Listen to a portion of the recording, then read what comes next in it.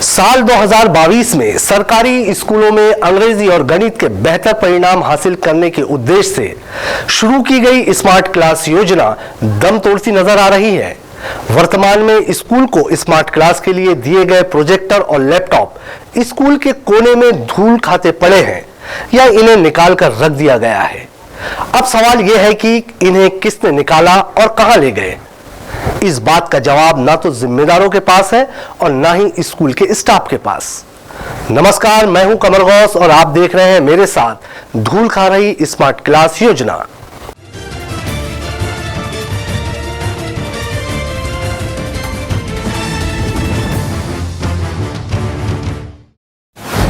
धूल खा रही स्मार्ट क्लास योजना। लैपटॉप और कंप्यूटर का पता नहीं, प्रोजेक्टर की खोज खबर लेने वाला नहीं कोई। छात्रों को पढ़ाना था अंग्रेजी, गणित में बच्चों को करना था स्मार्ट। कब शुरू हुई कब खत्म हुई योजना। स्मार्ट लोगों की स्मार्टनेस का शिकार हुई स्मार्ट क्लास योजना।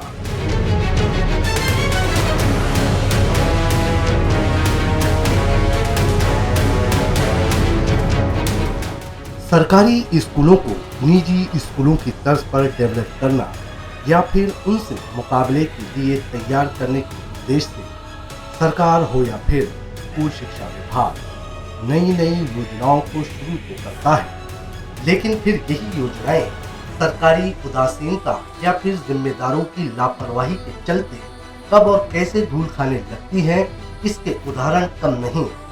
ऐसे ही एक योजना बनाई गई थी सरकारी स्कूलों के छात्रों को अंग्रेजी और गणित जैसे कठिन विषयों पर आसानी से मजबूत बनाने के लिए, जिसे नाम दिया गया था स्मार्ट क्लास। में भी स्मार्ट क्लास और आईसीटी के क्लास लगेंगे।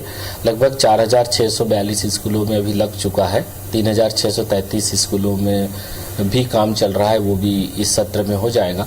तो काफ़ी संख्या में हमारे जो high school, higher secondary school है, यहाँ तक कि मिडिल स्कूल में भी स्मार्ट क्लास लगाए जा रहे हैं, जिसका उद्देश्य तो था बच्चों को स्मार्ट बनाना।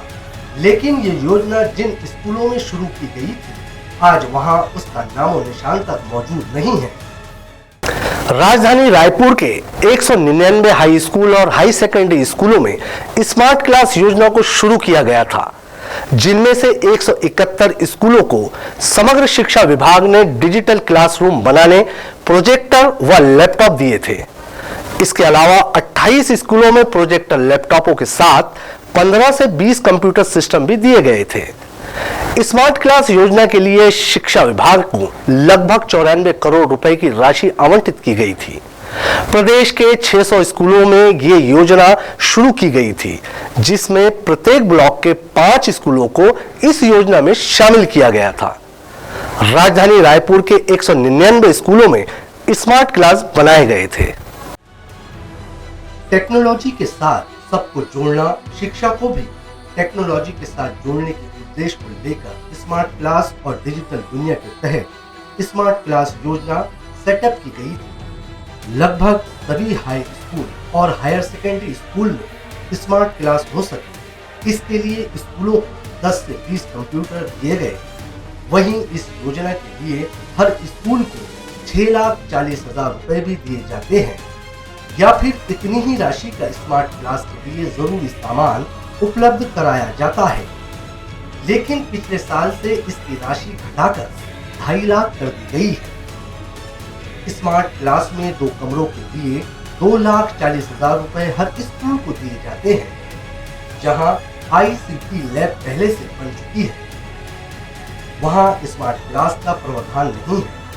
साथ ही ये योजना मिडिल और हाई स्कूल के लिए है। लगभग सभी high school, high secondary school में स्मार्ट क्लास हो सके, इसके लिए स्कूलों में राज्य कार्यालय से पूरे छत्तीसगढ़ में आईसीटी लैब भी स्थापित करने की बात कही गई। जैसा कि तकनीकी के साथ सबको जुड़ना, शिक्षा को भी इस तकनीकी के साथ जुड़ने का उद्देश्य को लेकर स्मार्ट क्लास और डिजिटल डीजी दुनिया के तहत ये सब चीज़ें सेटअप की गई थी।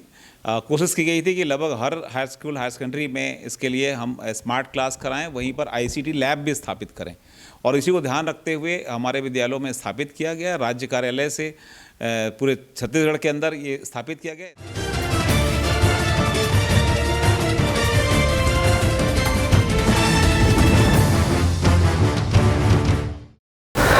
स्मार्ट क्लास योजना को 2018-19 में 1000 स्कूलों से शुरू किया गया था, जिसके माध्यम से 4500 स्कूलों के लिए टेंडर भी किया गया था।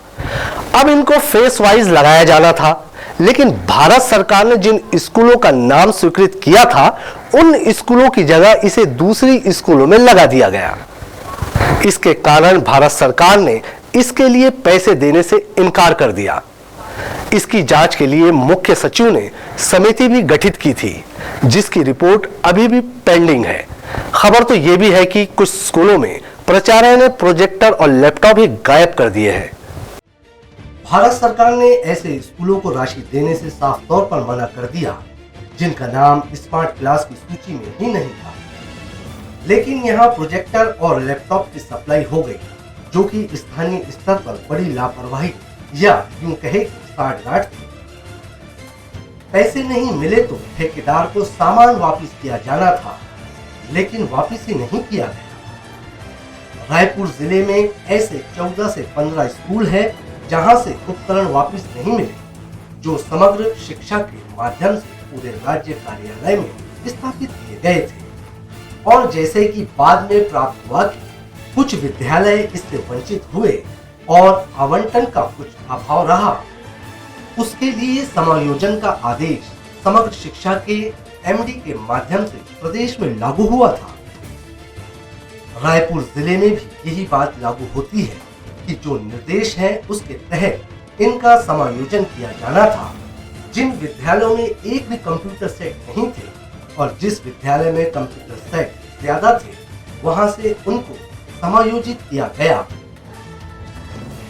इस वजह से ऐसी स्थिति निर्मित हुई कि कहां क्या मिला या पहुंचा पता नहीं।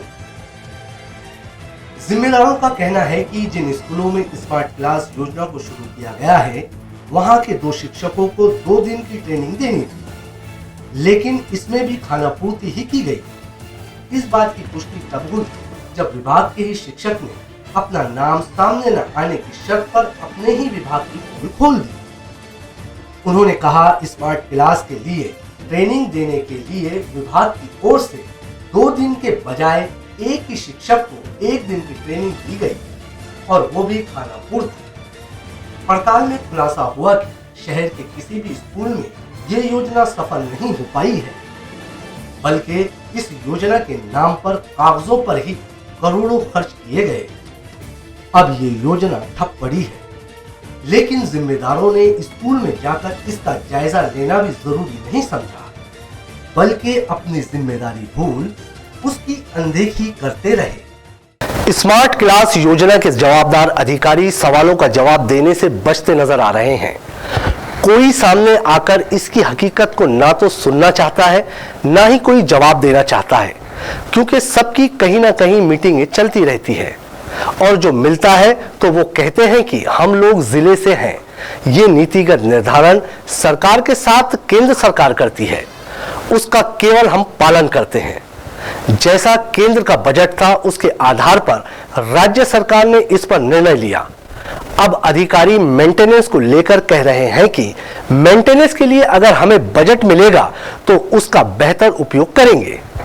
लेकिन इंडिया टाउन न्यूज का सवाल यह है कि जब करोड़ों खर्च करने के बाद योजना चलने से पहले ही धराशायी हो गई और हर जगह से मेंटेनेंस की ही मांग उठ रही है, तो फिर मेंटेनेंस का बजट आने के बाद योजना का कितना मेंटेनेंस होगा, इसका जवाब कौन देगा?